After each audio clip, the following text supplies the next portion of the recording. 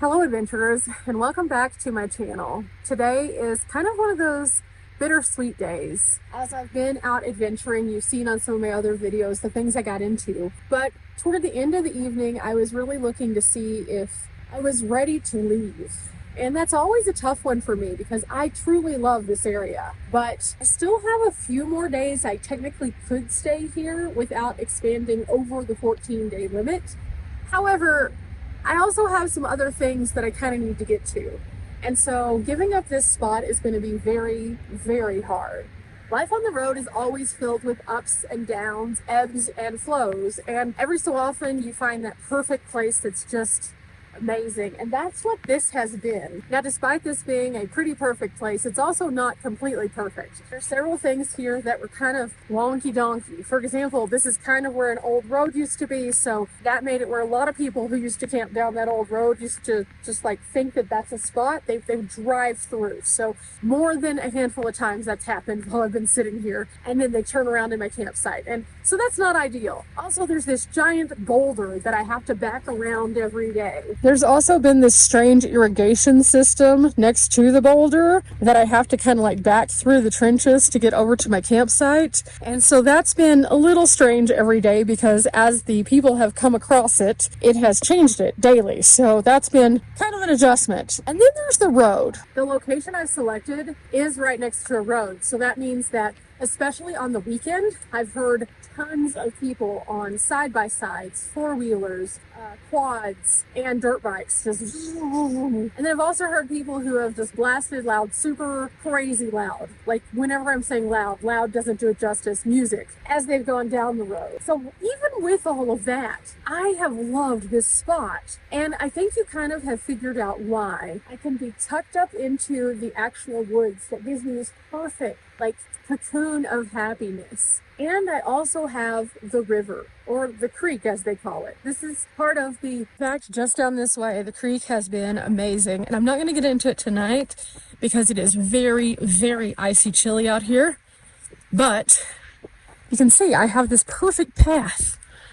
And then within only about 1 minute from my campsite, I am at water. Now, having access to this water has been glorious because it gives you a way to cool off after a hot day, especially out hiking, but it also gives you an opportunity to feel just so at peace with nature. And so every day, at some point in the day, I have come down to this water just to like sit here, just to soak it in, just to appreciate it and to feel it for what it is. It has been so amazing. So even with the road sounds, even with the people coming through my campsite, even with the weird things, and even with the bear alert, that one, I forgot about that, the bears down the way, it has been pretty fabulous. So you can see why it's a little hard for me to be like, oh yeah, let me just move on. Because I think of all the campsites I have stayed at in this area, this is one of my favorites. Parting is such sweet sorrow, but I should start getting down the road.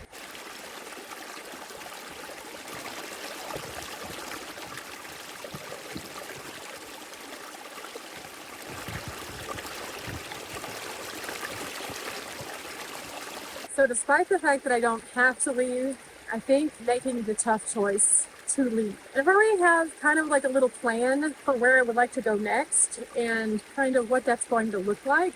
And it's a very vague plan. It's not like a fully planned out step-by-step thing. It's more so like I know where I'm going to end up tomorrow, and then after that we'll figure out where we're going to go from there, and so on and so forth until I make it to Kalispell. But I sure am going to be sad leaving. Today's just going to be one of those days where as I am here at camp for the last night, I'm just going to soak it in, I'm going to relax, I'm going to see if I can see any more critters. While I've been here, I haven't seen as many critters as I have in other places. I am assuming it's because this little area back here is more sheltered for them, so they're probably all in this area. But I haven't seen them as much in the campsite, which is good. That means that they're not being fed. That means that they're not going up and being familiar with people, and that means they're not in harm's way. So that's good.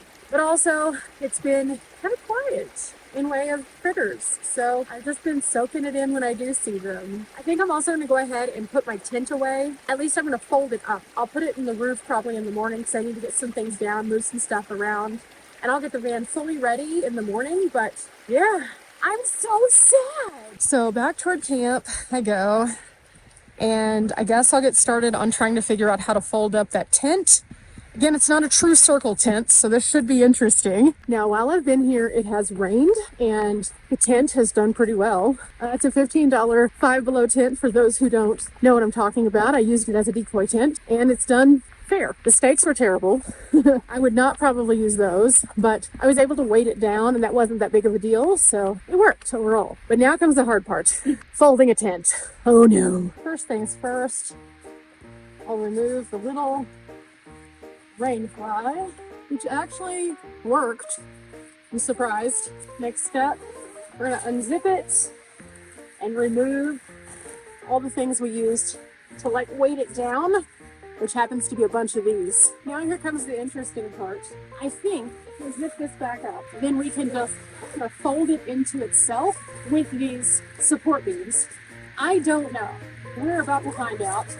But before I do, I need to untie anything that connects it. Seems normal so far. Now I need to kind of pull this in, and then it goes with this one, like so.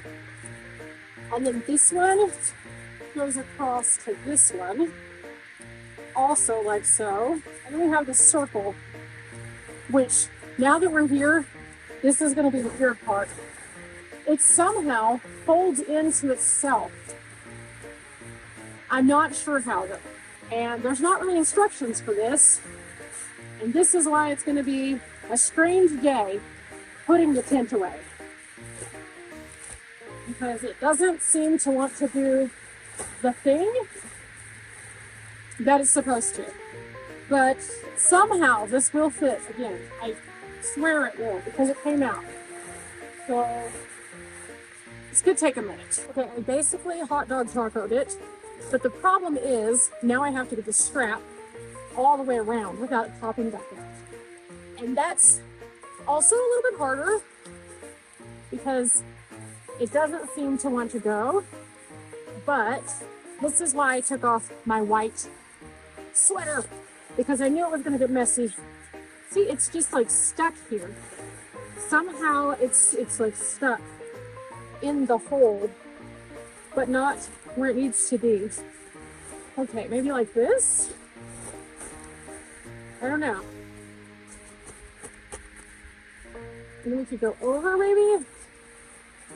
Gotta hold on to all the pieces as we do it. It does seem to have gone back together. The question is now, will it go in the bag? First things first, we gotta unzip the bag. And I'm going to put the rain fly inside first. Okay, that's inside. Now it's time to load in the tent. Now, if you did not watch my video about when and why you use a decoy tent, you probably missed my reason why sometimes I don't love tents. And from 3 years of tent camping, I have learned this to be true. When something comes in a package, sometimes it doesn't want to go to said package the same way. Now this one looks like it might, but it's going to be some shoving and cramming versus whenever it first came out, it was nice and tight. So it is going to go in, but we also have to make sure we don't zip this onto the tent, making it a problem. After having used this for a minute now at my campsite as my decoy tent, I told you guys I would give you some feedback. So after we get this zipped up, let's talk about that feedback. This tent was $15. It came from Five Below. Is it the best tent I've ever used? No, it is not. Is it a pop-out tent that you just pull out and it pops out? No, it is advertised as such, but it is not. Now, as for the quality, the strap broke just rumbling around in my roof box. So that means that the quality is probably not the best, but it's a $15 tent. Now, did this do well for a decoy tent? Yes. Did it seem to hold up in the water when it did get wet? Yes. At the same time, it did get wet inside. It is not waterproof at all. So would I suggest something like this for an inexpensive item for you to reserve your campsite when you are away from it? Yes, I would. At the same time, a little bit of a learning curve getting it folded up. It did go back in. I was shocked. I thought I was going to end up having to take a trash bag and put the oversized, not fitting thing into it, because that's unfortunately the story that is so many tents. But this one worked out pretty well. It was a nice enough tent for what it was. If you are wanting to use it for more than just a decoy, I would definitely recommend investing in good tent stakes. You can find them at Walmart. You can find them on Amazon. You can get them at Harbor Freight. They're just going to be the ones that are going to be a little bit more durable. The ground here, where we are, it's pretty solid. So putting the tiny stakes in the ground, not going to be something you can do. I tried driving them down. They kind of bent a little bit, so we won't want to do that. With the bigger stakes, you can use a hammer or a mallet. So if you are wanting to tent camp at all, those are things you should have, a hammer and good stakes. But for this, could you sleep overnight in this? Yeah, you could. You absolutely could. I would just check the weather first.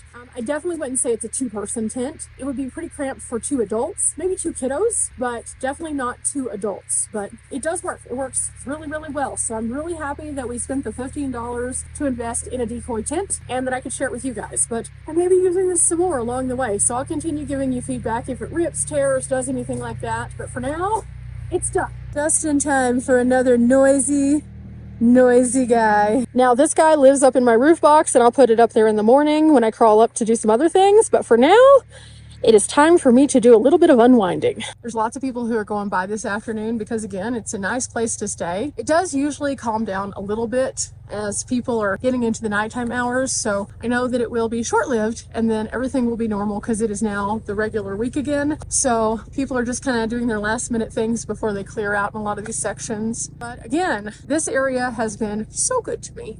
It always is. I love the area near Leadville. I love the Twin Lakes area, which I have done so much more investigating now. Both are great for people coming. Just again, make sure you're not overstaying if you are visiting. That's all I ask, because I want this to be here for all of us, because that way everyone can experience this, because it's amazing. With that, I'm going to be doing my due diligence to make sure I keep it better than I found it whenever I get up in the morning. I'll do my once over of the campsite. I'll pick up the trash that was already here that I just haven't picked up yet. And I will use my gloves to do so, because and then we'll head out onto our next adventure. But for now, I'm just going to enjoy the evening as much as I possibly can, because, I mean, yeah, when you have these moments, you take them. One of the things that I've learned in the 8 years of travel is you don't always have the picturesque, beautiful place. I have stayed at more than my fair share of Walmarts, Cracker Barrels, Bass Pro Shops, truck stops, and it's all because it is a means to an end of getting to the place that I need to go to, and it's been useful. And I'm never going to take away from those places also being valid, especially when I was in the Midwest with Collie.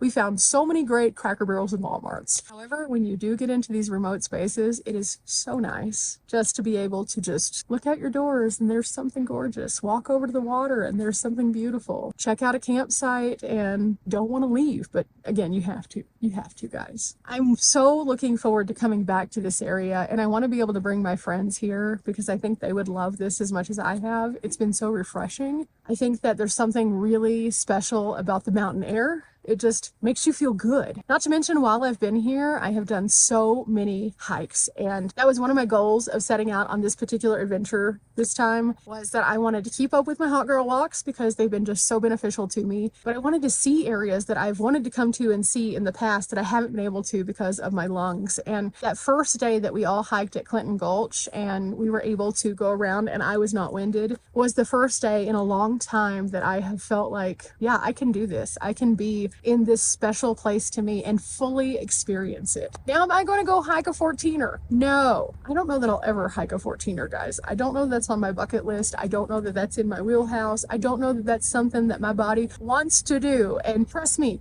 I know lots of people who that is what they wake up and crave every day. So for me to have such a thought process as to, I don't know if this is for me, I'm pretty sure it's not. So I'm okay with that. But that doesn't mean I can't go to the places that I've been to and show you guys that there are so many other things out there other than just the 14ers. There are different levels of people out there, and this is one of the things that I've always joked about. When I first started out, I was very outdoorsy because I was literally camping in a tent outside 24/7 when I was on the road. That was me. I was hiking 6 to 10 miles a day, and then the world equalized me and said, whoa, calm down. You're not so outdoorsy. You're more outsidey. And outsidey is also valid and cool. And now I am kind of working my way back toward outdoorsy, but at the same time, still very much so outsidey. So I'm okay with that. And I think that you guys can be too. A lot of people think it's all or nothing, and it's definitely not. There's a lot of gray area for us to work with. If you have limited mobility, that doesn't mean you can't be outside. If you have breathing issues, that doesn't mean you can't come to the mountains. It just means you have to take your time, possibly have an inhaler or one of those oxygen cans. It's totally okay. Don't paint yourself into a picture that is not the truth,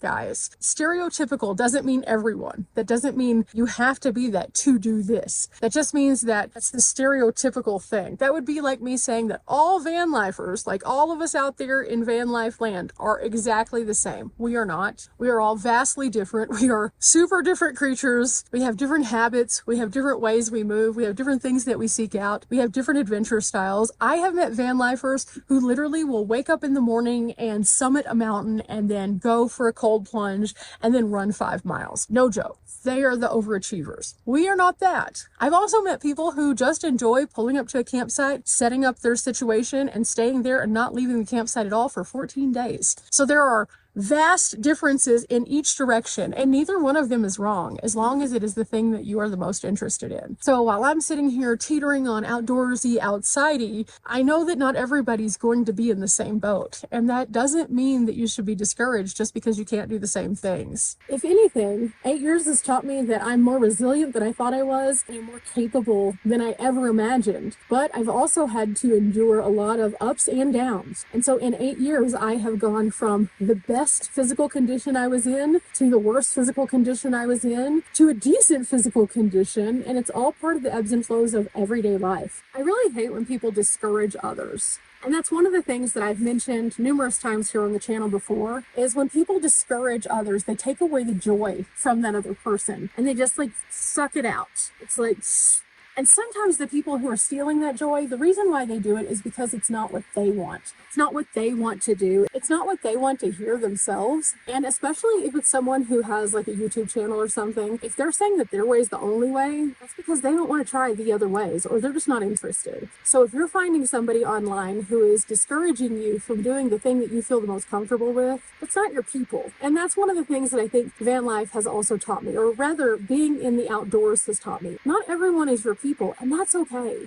It's a hard thing, especially if you go from a life where you're a people pleaser into a travel lifestyle where you're removed from people. There's a lot of hard realities that you have to go through. First and foremost, you have to have the talk to yourself, because you're your only support system on the road a lot of times if you're solo. And you have to be okay with what you're saying to yourself, not beating yourself up just because you can't do what you think is the perceived norm or the stereotypical thing. If you're not capable of those things, beating yourself up is not going to get your answer any closer to that. It's just not. It's just going to be toxic to yourself. But I see a lot of YouTubers out there who they have a specific way of doing things that they think is best. And that's okay. That works for them. But the problem is when they try to tell people that they can't do this because they're not doing it their way, that's a problem. Because again, like we just mentioned, there are so many ways to be a person who's outsidey, outdoorsy, a camper, a traveler. And so you can't just sit there and pass judgment because it's not what you want to do or hear.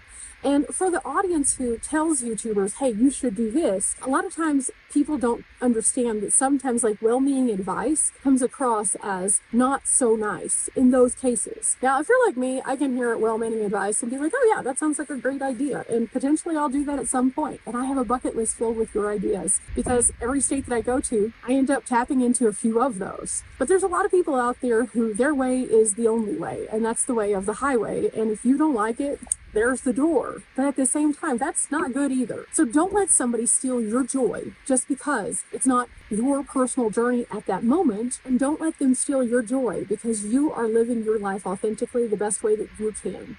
You could be like me, where whenever I couldn't breathe, there were less things that I could do, even if I wanted to do them. And a person discouraging you at that point because you're not doing the thing, it's just, again, toxic behavior. So while we're sitting here enjoying the beauty of the campsite, and as I'm getting myself ready for one more peaceful night's sleep here, think about those things. Don't let people take away from you something that is meaningful to you just because it's not their vibe. If you love to dorky dance like Riley, don't you know that there's been a lot of people who have told Riley, yeah, you look dumb because you're dancing in public. Why are you doing that? If Riley listened, can you imagine how boring life would be? Or I'll use myself as an example. You guys know, these are my hands. They move around a lot. And for the first 2 or 3 years of me traveling, I don't know how many people sat there and told me that they could not take me seriously because I move my hands too much and that's not professional. You know what?